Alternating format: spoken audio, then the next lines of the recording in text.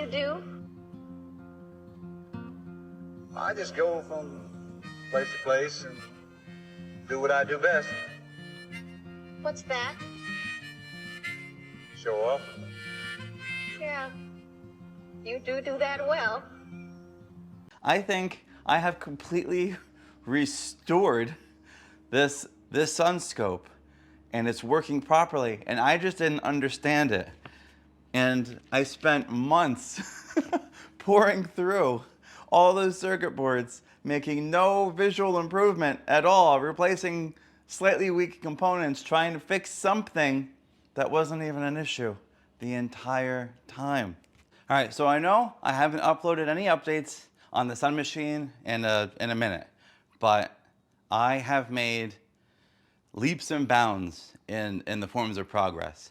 I was pouring through those boards looking for any little discrepancy. I replaced a few components on the amplifier boards, I replaced a few resistors, a few transistors. I was really just going through and pouring through those circuit boards, and I was getting no visible results. I was dialing everything in to factory spec in that service manual, and I'm still getting that wicked flash display on display at idle. And then I was going through some of the original paperwork that was in the cabinet when I got it, and I found this, which I will put a picture of this up there so you guys can actually see this and read it. But this is basically something that the mechanic would fill out and tear off and give to the customer to show how your car is running with all these different things. It has start, idle, cruise at 1,000 RPM, accelerate, and then turnpike 2,500 RPM. So I was just looking at this because I was curious. I hadn't seen this before because I have a mountain of paperwork that came in here, and most of it isn't relevant to this machine at all. It's mostly advertising from Sun from back in the day. So it's cool to save it. I'll probably frame it and hang it up around the shop because it's neat to see all the different equipment that they were pushing on these dealerships. But this opened my eyes a lot.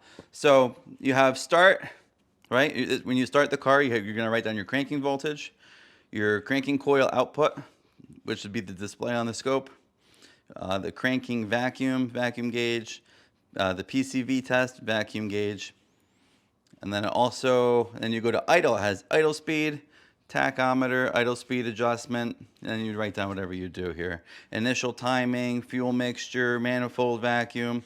Then you'd have cruise. Cruise is the only time you're really using this scope. So you're really only using this scope at 1,000 RPM or above. So when I raise the RPM to 1,000 RPM and above, this reads perfectly. So I think I've been chasing my tail trying to get it to work properly at idle, and it was never designed to work that way at idle.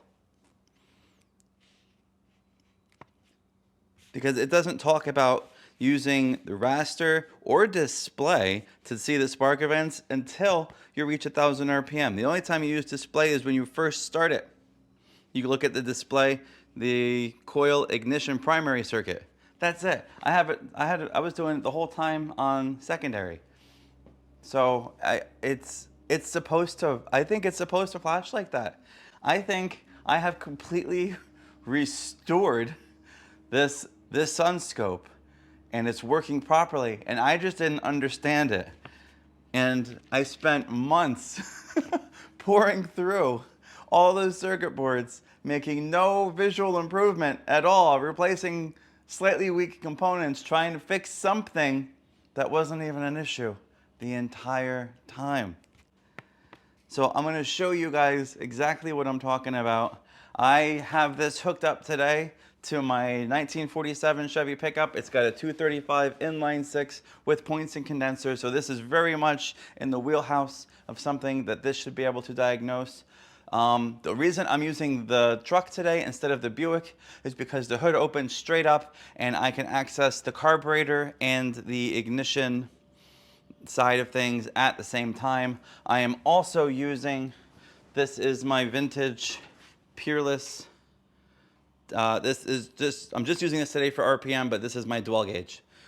So today we're just using this for RPM, but another day I can show you how this works because the RPM gauge on here is not working yet. That's one of the things we're gonna go through down the line. So let me get the truck fired up. I've already got it set to 1,000 RPM, and I'll show you exactly what it does, and then I'm gonna raise the RPM up to 2,500 RPM, and I'll show you exactly what it does. And I'm really excited to know that this is fixed, but I believe this has been fixed for weeks now. But you don't know until you know. I mean, I have no idea. I've never used a sun scope like this in real life. I'm 37 years old. I've never even seen one of these in a shop before except for mine. So you just don't know.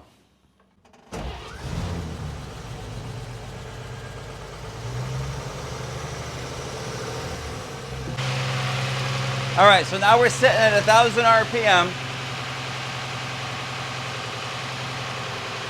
And you can see already that it's much more stable. Now this is only a 6-cylinder car. So we got 1, 2, 3. We can see 3 spark events.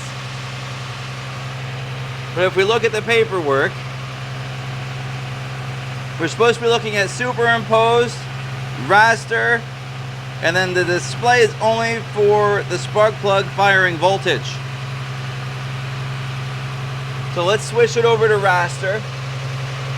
I just have to readjust.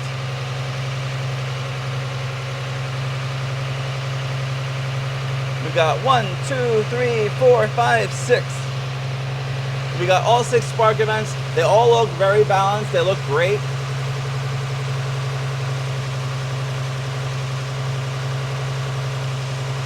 Which this truck runs fantastic, so I would expect everything to look great. But now I'm just going to raise it up to 2,500 RPM and just show you how stable everything gets.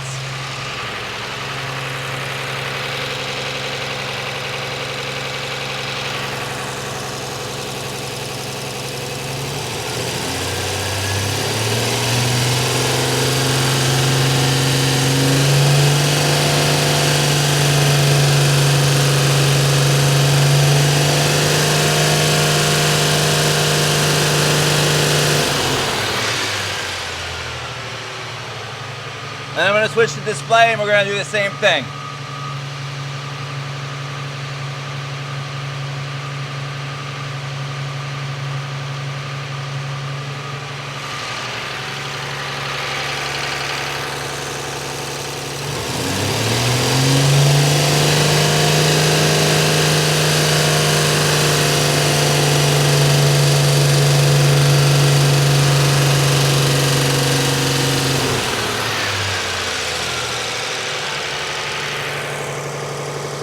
All right, so I just set the truck back to about 600 RPM, that's where that truck likes to idle.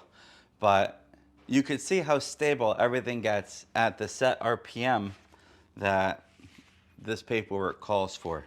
So I'm calling this fixed until I learn something else that tells me otherwise. But I believe that this is the proper way that these were used because this is the paperwork that would have been used back in 1970 something that the mechanics would have been filling out. So I am so fortunate that I found this, and I'm really glad that I was able to take it this far and actually get this fixed, because I don't have a background in electronics. I'm an HVAC guy. You know, I've been working on these old cars and stuff basically my whole life, but I've never worked on anything like this. And I'm really excited. Next, we're going to go through and get the exhaust analyzer functioning, which I am really hoping that after this, that is gonna be a lot easier. So this has more mechanical aspects to it, but I am stoked. This is working properly. I am really excited to learn now how to use this, and I'm going to keep going through my mountain of paperwork because it is a ton. I mean, here, that's all the paperwork that came through with it, and you can see it's a lot. I mean, some of it looks important. This looks like bits and pieces out of a book that is taken apart or something. But yeah.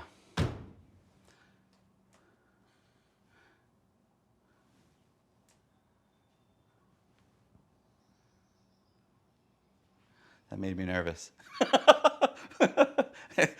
I lost my line there after I put these down hard. I was like, oh, wonderful. But there is supposed to be something that supports the back of those boards to keep them from vibrating. It's installed on the back cover, which is off right now, obviously. So I'm gonna get that put back on off camera so we don't screw any of this up from jostling it around and working on other parts of it. But thank you very much for watching, guys. Thank you for following along on this project. And if you know anything about these scopes, if you have worked with these in the past, let me know if this is proper, because I really want to get this working correctly, and I think it's there. I don't know 100% for sure, but I think it's there. So yeah, so next we're going to be going through the exhaust analyzer. Thanks for watching.